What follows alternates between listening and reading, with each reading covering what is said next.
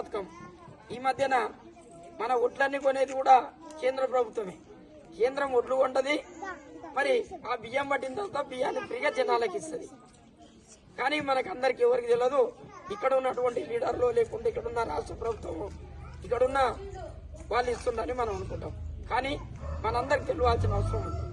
ఇవాళ కేంద్ర ప్రభుత్వం నుంచి వస్తున్నటువంటి బియ్యాన్ని ఇక్కడ ఉన్న వాళ్ళు కాంటలు వేసి మీకు ఇవ్వడానికి వాళ్ళ పేరు చెప్పుకుంటున్నారు. ఇది మీకు తెలియాలని చెప్తున్నా.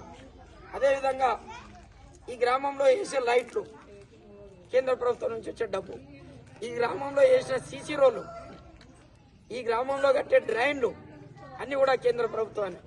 మనం ఆడ గ్రామ పంచాయతీ దగ్గర ట్రాక్టర్ ఉంది, అదేవిధంగా మరి పండ్ల చెట్లు పెట్టుకున్నాం, అదేవిధంగా గ్రామ పంచాయతీ బిల్డింగ్ కట్టుకున్నాం.